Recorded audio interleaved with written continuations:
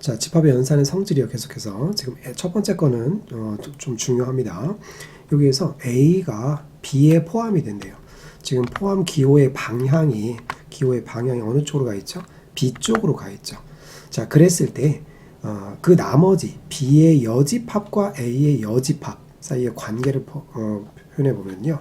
자, A가 B에 포함된다 그랬으니까 요런 그림인 거죠. 요런 그림이요. 자, 그런 상태에서 이제 나머지를 비교를 한다는 얘기예요. 자, B가 더 크다 적다라는 표현은 적절하진 않지만 지금 B가 더 크다라고 보면 되죠. A 것을 다 포함을 했으니까. 그러면 그 나머지를 비교를 하면 요렇게 되겠죠. 나머지를 비교하면 이렇게 B의 나머지, B의 여집합이 되겠죠. B의 여집합.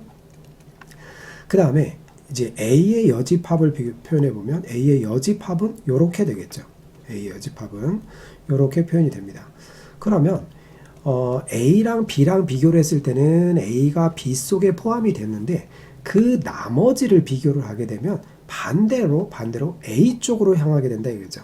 포함 기호의 방향이 처음에는 B 쪽이었는데 그 나머지를 비교를 하게 되면 A 쪽으로 이렇게 바뀌어준다라고 하는 거.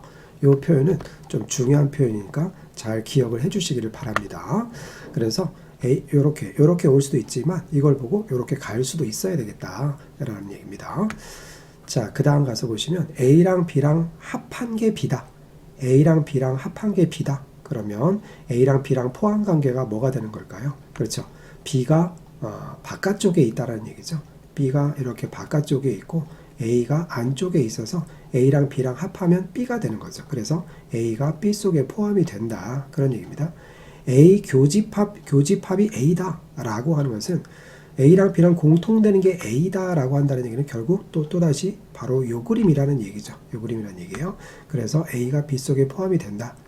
자, B의 여가 A의 여에 포함이 된다. 그러면 자, 여집합 사이에 지금 이 포함 기호의 방향이 위에서 했죠. 우리가 20번에서 A의 여 방향이니까 자, 이 포함 기호의 방향은 이제 B 쪽으로 향해져야 된다 라고 하는 거죠. 그죠?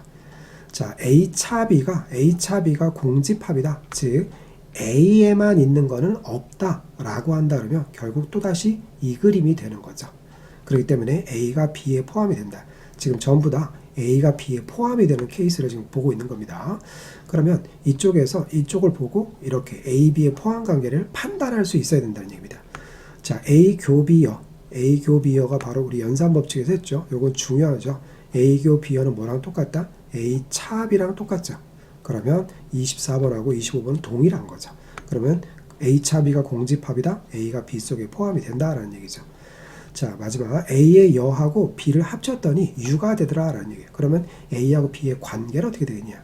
자, 이건 좀 색칠을 해봐야 되겠는데요. A의 여면 A를 뺀 나머지 요렇게 되겠죠. A의 여. 자, 요렇게 되고요. 이렇게 되고 그 다음에 B는 어디 있는지를 모르겠어요. 그런데 B랑 합쳤더니 전체가 되더래요. 그죠?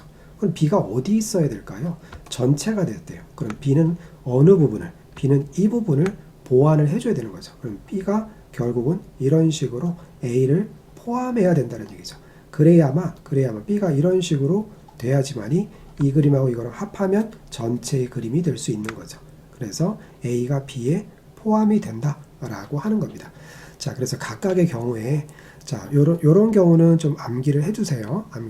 그래서 암기를 해주시고 나머지 것들은 그 벤 다이그램을 상상을 해보면서 그 관계를 성질을 기억하는 것이 좋겠습니다.